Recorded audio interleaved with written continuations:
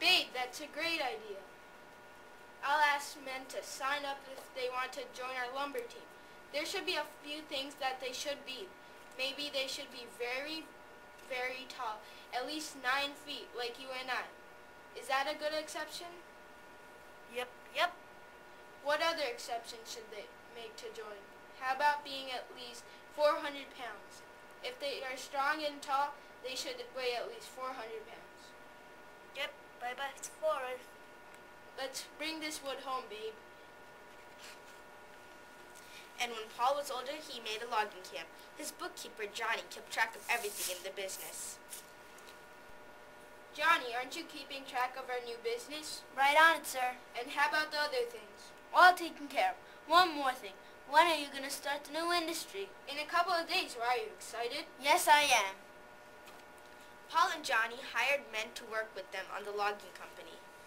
Only 6 of the chosen men were well known that were selected to work with Paul and Babe. Isn't it fun to work while it's so warm outside, Jack? Yes, it is, Robert.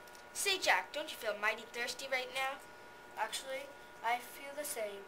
I'm going to talk with Paul about the water issue. We can't seem to be getting enough water with so many big men. There isn't enough to go around for everyone's needs. A good idea, Robert.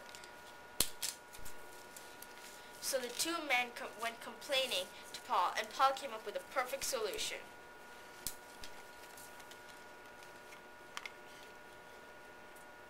So let me get this straight. Our men aren't getting enough water?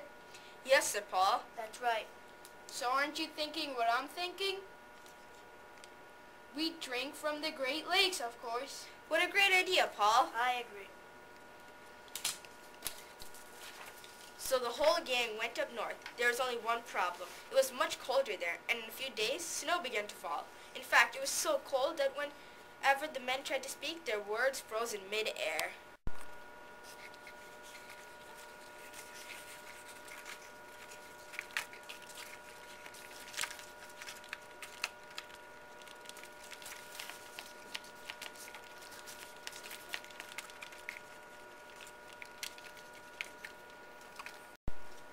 So that winter, nobody could communicate with each other, but they found different ways to fill their needs. Since the words froze in mid-air, guess what happened in the spring? I'll let you find out. In a few days after spring started, it started finally to get warmer, and the words became clear to everyone.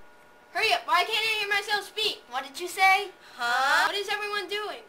What's going on? Who said stop that? This is a big problem. What are you doing? Any clues about why we can't hear anything? What are you doing? I mean exactly what I said. Any clues about why we can't hear anything? Are you supposed to do that? Why aren't you doing any work? Everyone kept shouting for some time, from 3 to 4 days. To work, hearing all the noise was hard for Paul and his men, but they did it anyway. One busy Monday morning, the loggers were talking to each other when breakfast was being made. It took a long, long time, though, for the cook to make all of the food for so many hungry men.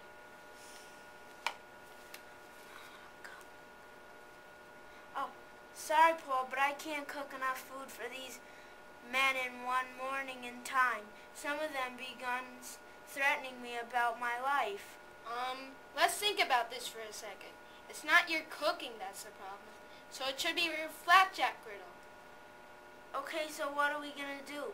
Build me a new one the size of a whole village? Exactly. So the next day, Paul built Sam a flapjack griddle as big as an ice skating rink. So we have the griddle now. How am I supposed to grease the whole thing with oil every morning? Easy. We get men to put oil on the bottom of their shoes and skate all around till it's done. Then in time you'll serve the hungry men. Somehow that's not a bad idea. So the plan worked, but soon the bills rose for the cost of food. So Johnny had a long days to work every day.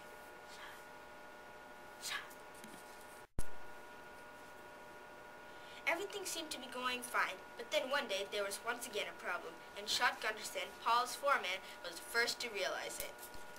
Boss, there's a big problem going on. Talk calmly and tell me what's going on. Well, there's rain coming from the ground, not coming from the sky anymore. Okay, so it must be coming from China. So what do we do? So buy umbrellas and cut off the handles so the men could wear them as shoes to prevent their pants from getting wet. That sounds like a mighty fine idea indeed.